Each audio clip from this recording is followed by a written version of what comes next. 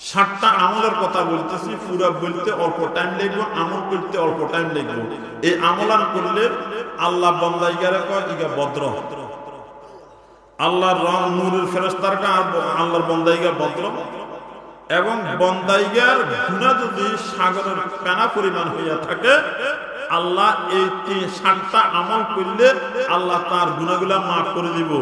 সুবহানাল্লাহ। আল্লাহ রাব্বুল আলামিন বলেন, আমার বান্দা যদি 7টি আমল করে, আল্লাহর রাসূল বলছে যদি আমার উম্মত যদি 7টি আমল করে, আল্লাহ পাক তাকে বলে ভদ্র এবং ফেরেশতারা বলে ভদ্র। এবং এই বান্দার গুনাহ যদি সাগরের ফেনা পরিমাণ হইয়া থাকে, এই আমল করার বিনিময়ে আল্লাহ পাক তার জীবনের গুনাহগুলা মাফ করিয়া দিবেন। সুবহানাল্লাহ।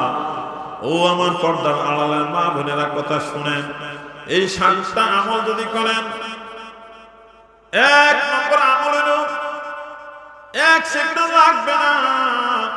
যদি আল্লাহর কোন বান্দা কোন কাজ করার শুরুতে যদি বিসমিল্লাহ পড়ে, আল্লাহ কয় বান্দা ইগা আমার ভদ্র। কি বলবেন? বিসমিল্লাহ। যখন কি কষ্ট কইতে, ভাত খাওয়ার সময় বিসমিল্লাহ, জামা গায়ে দেওয়ার সময় বিসমিল্লাহ, নিজের ঘরের থেকে বাইরে হওয়ার সময় বিসমিল্লাহ, জমিনে রোপণ করার সময় যদি পড়ে বিসমিল্লাহ, যে কোনো কাজ করার সময় যদি পড়ে আমি বিসমিল্লাহ, কোনো সমস্যা আছে না। আল্লাহ কয় বান্দা ইগা আমার ভদ্র। কাম শেষ করার পর যদি কোনো বান্দা কয় আলহামদুলিল্লাহ, জোরে কর নাকি? আল্লাহ কয় বান্দা আমার ভদ্র। তাইলে কয়টা হইল? বলছি কয়টার কথা? 7টার কথা। একটা আমলের বান্দা যদি কয় বিসমিল্লাহ, আল্লাহ কয় বান্দা আমার ভদ্র। কাজ শেষের পরে যদি বান্দা কয় আলহামদুলিল্লাহ, আল্লাহ কয় বান্দা ইগা আমার ভদ্র। ও মিয়া, ভদ্র হইবার জন্য মানুষ কত কষ্ট স্বীকার করে। যেরকম জামাই যদি শ্বশুর বাড়ি যায়, জামাই যদি বেশি খানা খায়, শ্বশুর বাড়ির খিদা লাগলেও বলে না, বলেনি, আরে বাদ দেন কয় না, কিল্লে বলে না। কে জানে জামাইরে মানুষে বেয়াদব কয় না, চুপ মারি থাকে। যত জায়গাতে যায় ব্যাগরে সালাম দেয়। কিসের জন্য? ভদ্র হওয়ার জন্য। ঠিক কিনা কথা বলে? এবং যদি খাওয়ার বেশি দেয়, বেশি খায় না, অল্প খায়। কথা ঠিক না মেয়েরা? কিসের জন্য? ভদ্র হওয়ার জন্য। চেয়ার খালি থাকলেও শ্বশুরের সামনে চেয়ারে বসে না, যেহেতু জামাইরে যেন কে অভদ্র না কয়, ভদ্র হওয়ার জন্য। আল্লাহ কয় বান্দা তুমি 7টা আমল যদি করো, আমি আল্লাহ তোমারে ভদ্র বলবো, আমার ফেরেশতা তোমারে ভদ্র বলবে।